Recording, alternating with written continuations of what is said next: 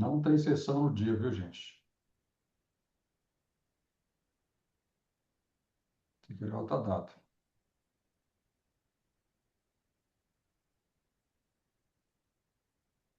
Transmissão ao vivo não está dando certo, eu vou tentar pela última vez, tá? Mas gravando está.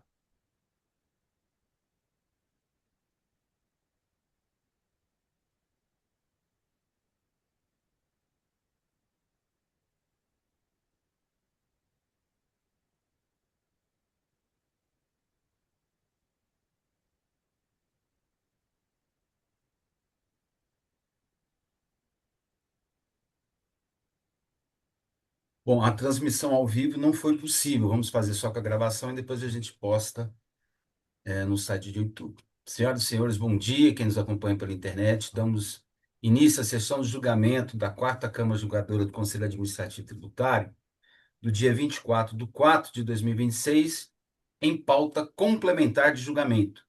Na presente pauta, temos dois processos pautados. Vamos iniciar pelo item 1 da pauta, que é o processo 4012.500.192.923, que é impugnação em segunda instância, 905 de 2026, sujeito passivo Eletromar Materiais Elétricos e Hidráulicos Limitada, solidário Marcos Humberto de Jesus Ribeiro, representando o sujeito passivo. Não há representante presente, sujeito passivo.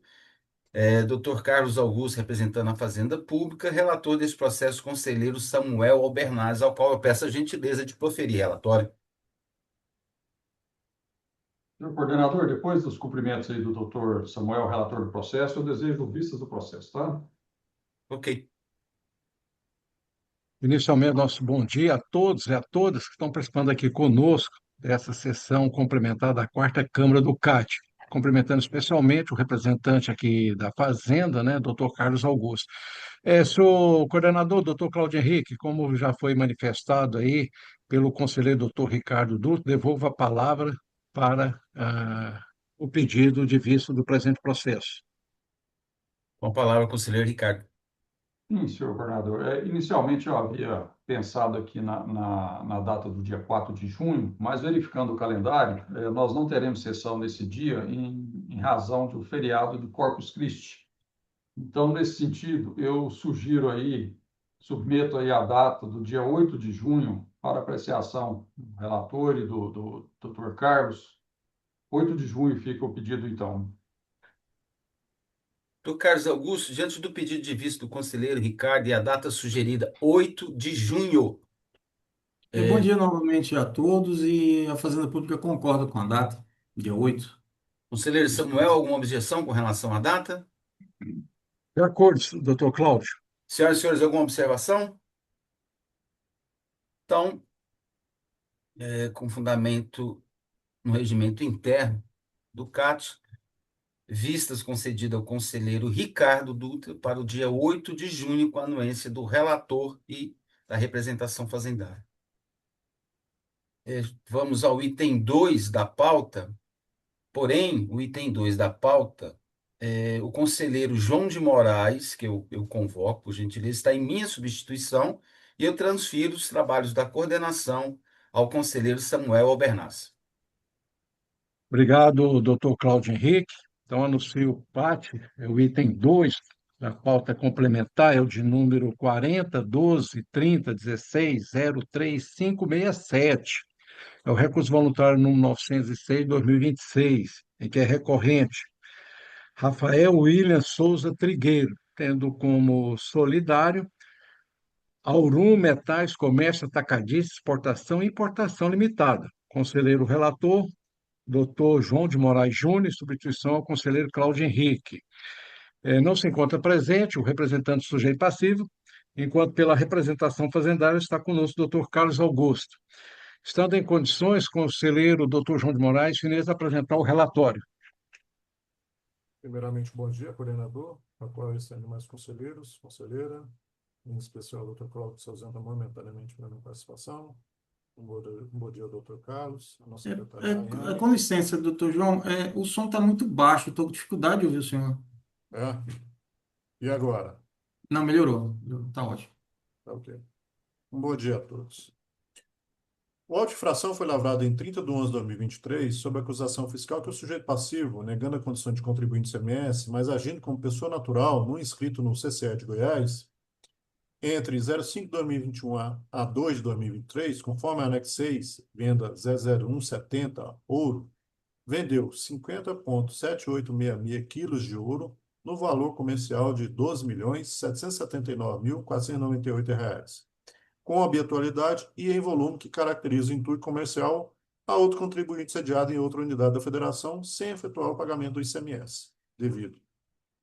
Doutor Carlos, está me ouvindo tranquilamente agora? Não, tá perfeito. Obrigado. Ok. Dessa forma, suprimiu o pagamento do imposto na importância de R$ 1.533.539,76. Em consequência, deverá pagar o ICMS suprimido, juntamente com os acréscimos legais, conforme documentos anexos. Informa a acusação fiscal que, em função da existência de solidários distintos, foram lavrados também outros autos de infração, os quais, por tratarem de matéria idêntica, foram lavrados sobre o mesmo fundamento, cujos números dos mesmos são, final, 603.729 e 603.800. Foram infringidos os artigos 11, inciso 1, 27, inciso 4, 45, caput, 64, 66 e 67, inciso 1 da Lei 11.651/91, combinado com o artigo 145, caput, do Decreto 4.852/97. A penalidade aplicada ao caso concreto foi o artigo 71, inciso 3A, da Lei 11.651/91, com redação da Lei 17.917/2012. Fazem parte da instrução processual os seguintes documentos: o anexo estruturado de detalhamento do crédito tributário, descritivo complementar da ocorrência, identificação do sujeito passivo cobrigado, ordem de serviço número 103.809, relação de notas fiscais emitidas como entradas pelo destinatário e nota explicativa da fiscalização. O sujeito passivo solidário devidamente chamado apresenta impugnação em primeira instância, fazendo um breve relato do processo. Argue que adquiriu a mercadoria de pessoa física, dando entrada das mesmas em seu estoque através da nota fiscal de entrada e da impugnante, que são documentos idôneos e com objetivo único de exportação, que não foi dado ao impugnante prazo hábil para apresentação de documentos em afronta aos preceitos da LC 104/2013, estando claro o cerceamento de defesa. Que o ouro refinado é remetido diretamente para exportação e, quando fundido bruto, a impugnante promove a remessa para a industrialização, devidamente acompanhado de documentos fiscais, sempre com estoque de produtos específicos para exportação. E os documentos emitidos são idôneos, e o fato de haver debate sobre a incidência ou não do ICMS nessa operação não retira a idoneidade do documento. Inclusive, foi o aporte para a presente autuação fiscal. Requer a exclusão do sujeito passivo solidário do polo passivo por falta de comprovação de interesse comum. Citou legislação e jurisprudência relativamente às operações com mercadorias destinadas ao exterior, afirmando ter cumprido rigorosamente todos os critérios formais por meio da vinculação das notas fiscais de cada etapa correspondente, requer a improcedência ante a imunidade constitucional. Requer o afastamento da multa aplicada por promover a emissão dos documentos fiscais, sendo a penalidade o artigo 71, inciso 1A do CTA a mais adequada para o caso concreto. Requer o envio do auto de infração para a autoridade fiscal, rever o procedimento sob pena de cerceamento, a exclusão da solidariedade da lide e no mérito a improcedência do auto de infração. Alega o princípio da boa-fé, pois o contribuinte não se creditou do ICMS através do CFP 2101. O sujeito passivo apresenta impugnação alegando nulidade por erro na identificação do contribuinte arrolado nos termos do artigo 134 do CTN. Argumenta erro no enquadramento legal por não ser o responsável pelo pagamento do ICMS, conforme aduz a acusação fiscal. Argue a nulidade da ação fiscal e do auto de infração por cerceamento de defesa por não conter todas as informações necessárias para que o sujeito passivo possa compreender a origem e o motivo da cobrança, violado por consequência o princípio da ampla defesa. No mérito, alega não incidência de ICMS em serviço de transporte interestadual e intermunicipal, sob regime de substituição tributária voltada à exportação. Alega que a multa tem caráter confiscatório nos termos do artigo 150, inciso 4 da Constituição Federal de 88. Requer improcedência do auto de infração. O julgador singular, conforme sentença proferida em 23 de 11 de 2025, inicia o seu relatório fazendo uma breve síntese da acusação fiscal, bem como das defesas apresentadas pelo sujeito passivo e solidário. Fundamenta em razão do voto seus argumentos para a manutenção da cobrança inicial. Em dispositivo, conhece a impugnação, não acata os pedidos de nulidade do feito, não acolhe o pedido de diligência, não exclui o sujeito passivo e o solidário da lite, não acata o pedido de aplicação da súmula 166 do STJ, não acolhe o pedido de alteração da penalidade proposta, não acolhe os argumentos da multa confiscatória e nem a sua redução, julgando procedente uma infração conforme inicial. A PGE é devidamente intimada, manifesta sua ciência em relação à sentença singular. Devidamente intimado agora na fase recursal, o sujeito passivo solidário, Auro, Metais, Comércio, Atacadista, Exportação e Importação Limitada, inicia seu recurso fazendo uma síntese do andamento processual, bem como da autuação fiscal. Anexa, em sua peça de defesa, um fluxograma demonstrando passo a passo de como ocorre a aquisição do ouro até a sua exportação definitiva, afirmando que a exportação das mercadorias ocorreu e foi devidamente comprovada, e que a decisão singular não analisou seus critérios de forma devida. No meu entendimento aqui, havendo aqui um pedido de forma da reforma da sentença singular por cessamento ao direito de defesa. Afirma que as operações objeto da autuação fiscal são destinadas à exportação.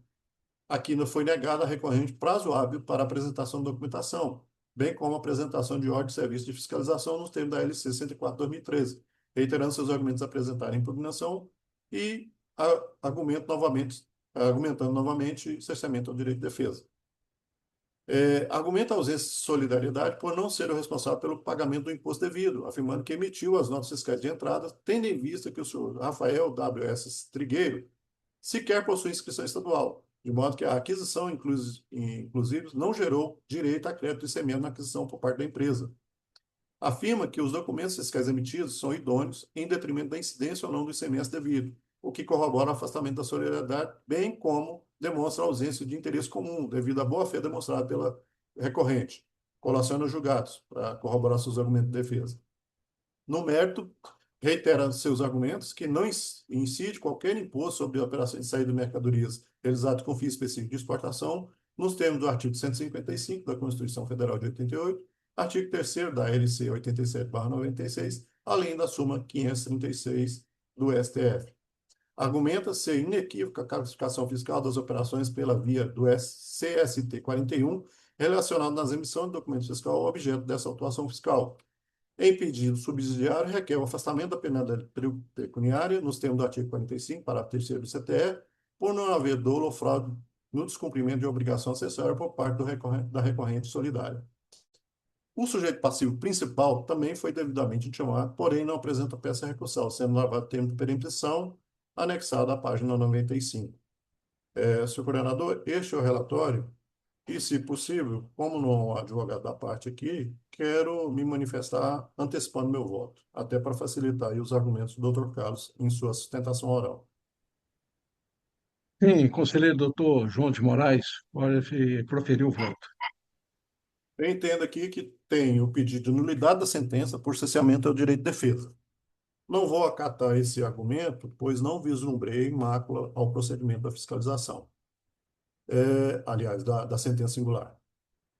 Pede nulidade por cessamento ao direito de defesa, insegurança na determinação da infração, por não ter sido oportunizado a apresentação de documentos, bem como na falta da ordem de serviço da fiscalização.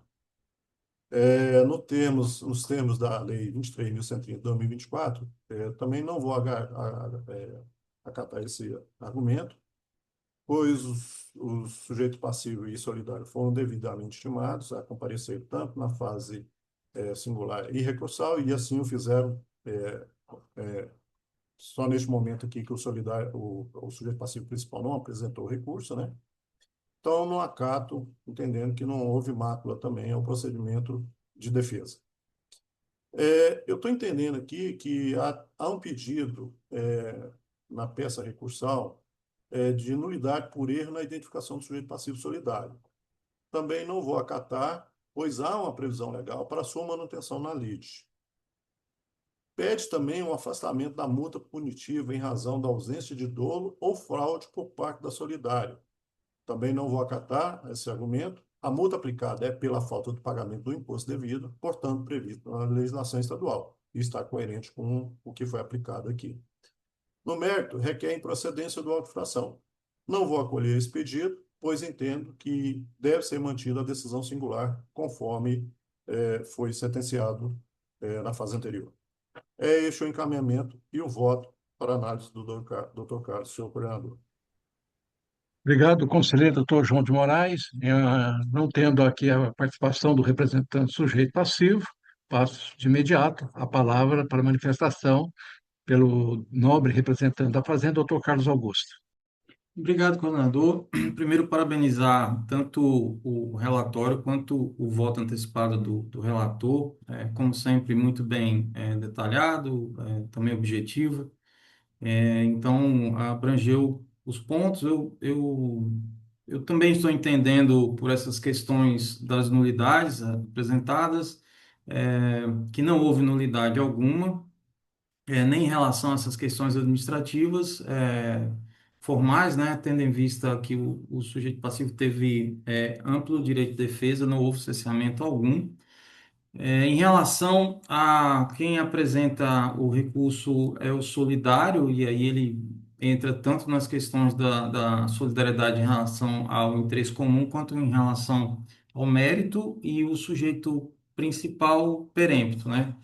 Então, em relação à questão do interesse comum, que é o caput do 45, a Fazenda Pública se filia muito ao parecer COCIT da Receita Federal 04/2018, que ela explica o entendimento da Receita Federal em relação ao interesse comum decorrente de ato ilícito, né?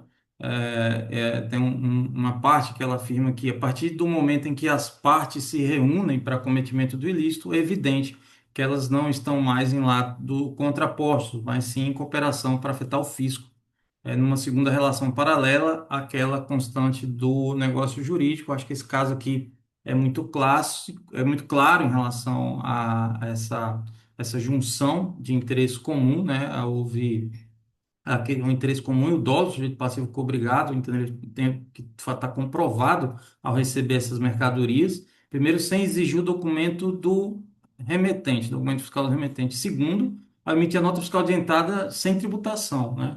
Então, acaba beneficiando eles. Eu acho claramente aqui um caso de interesse comum e isso também está pacificado nos julgamentos do Conselho do CAD em relação a esse atendimento solidário. Então, eu entendo pela manutenção do solidário. Em relação ao mérito, são as questões usuais de que a parte sempre alega a questão da exportação. Eu acho que fica muito claro aqui que o ouro não foi destinado no início para exportação, foi uma etapa posterior, né? E isso fica muito claro. Tem a questão que nenhuma operação foi realizada sobre o CFOP 1501 e 2501, e deveria ter sido usado o 2501, que é a entrada com fim específico de exportação. Então, até o CFOP está errado, a situação toda está errada, não houve pagamento de imposto para o estado de Goiás, então, claramente, concordamos também com a manutenção com o mérito da causa, então, pela procedência total do lançamento. Então, concluindo, a Fazenda Pública concorda com o voto antecipado do conselheiro João, entende que não houve nulidade alguma, cesseamento, também entende que pela manutenção do solidário e pela procedência total do lançamento. Obrigado, coordenador. Eu que agradeço, doutor Carlos Augusto, pela manifestação. Doutor João de Moraes, só recapitulando aqui os itens: erro na identificação do sujeito passivo, nulidade da sentença, a preliminar de cerceamento ao direito de defesa, mérito e também no tocante à multa confiscatória. Seriam esses os itens ou estaria faltando algum outro? Senhor governador, a questão da multa aí não é porque ela é confiscatória, é porque ele alega o seguinte, que em razão de ausência de dolo ou fraude, ele entende que seria aplicada uma outra penalidade. Mas aqui, como se trata de falta de pagamento do imposto, é o 71, inciso 3A, né? Que é o que foi aplicado lá na inicial. Deixa eu só confirmar aqui. É, 71, 3A. rejeição da adequação da penalidade, né? Exatamente, exatamente. Ele pede uma adequação da penalidade para aquela em que o imposto é 60% do valor do imposto, que é a penalidade aplicada quando o imposto é lançado e não recolhido. Não foi Aqui não é recolhido. o caso. Não é o caso. Aqui é falta de pagamento mesmo, né? Haveria pedido, doutor João, de exclusão do solidário, como foi ele que apresentou a peça, eu não entendi bem assim. Não, ele alega aqui um erro, pelo menos assim eu entendi, que um erro na identificação do sujeito passivo, né? Então, assim, baseado na mudança da legislação pela Lei 23.130 de 2024, esse quesito será analisado como cerceamento ao direito de defesa também. Mas aí eu vou pontuar bem no meu acordo que se trata aqui de manutenção do solidário na lide, devido à previsão legislativa, né? Obrigado, conselheiro doutor João de Moraes.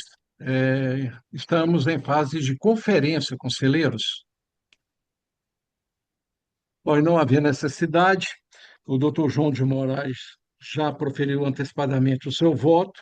Na sequência, colho o voto agora do conselheiro doutor Ricardo. Eu vou concordar com o voto proferido pelo doutor João de Moraes na íntegra, né? Aqui, a empresa Aurum, que comparece aos autos, solidária, ela pede a sua exclusão da lide em razão da emissão de documentação fiscal idônea, né? Ocorre que a emissão dessa documentação por parte dessa empresa, uma nota fiscal de entrada, sem destaque do ICMS, adentrando ao mérito, a mercadoria sofreu um processo de industrialização. Lá fala refino, me fugiu só a palavra aqui,